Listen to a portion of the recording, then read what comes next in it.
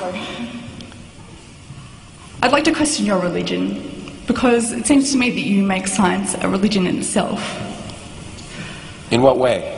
Well, it seems like there's kind of a Richard Dawkins cult, Richard Dawkinism, like science, really, nothing is certain in science. It works in statistics. You can't prove anything to 100%. So how can you say that science is better than religion, then what you're trying to do is still harm people that bring order to the world?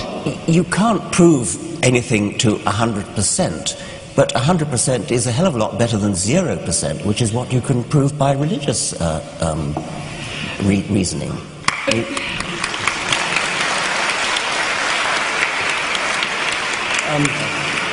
I guess you're giving up. I mean, I think it... Let me try again on that.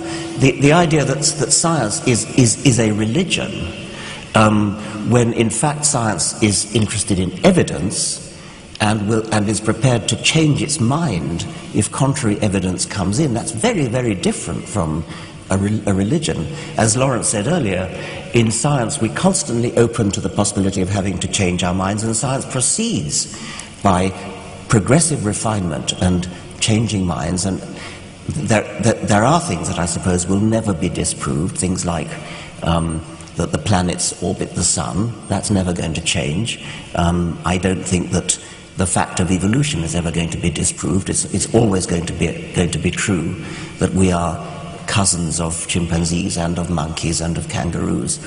So there are certain things that we definitely know to be true. The evidence is so overwhelming that, in Stephen Gould's words, to object would be perverse. But so-called religious truths have absolutely no evidence going for them whatsoever. That if I challenged you as Richard Dawkins, you'd probably have a problem with that. Doesn't matter who I am. No. No, we're listening to you now. Like, you're challenging me now, and I'm accepting the challenge.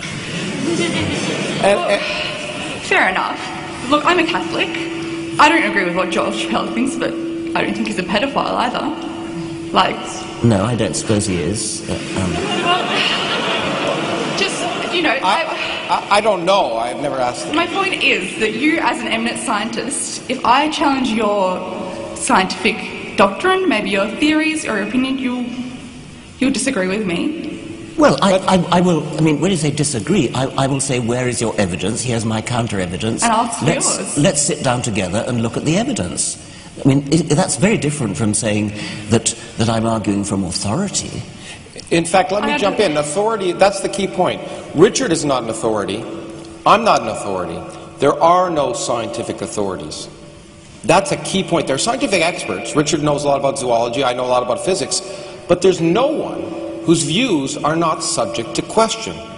And that's the key point. And there's no student that should ever be afraid of saying to a professor in a science class, you're wrong and here's why. Except in Germany. Except anyway, maybe I think why are you upset when I'm questioning you now?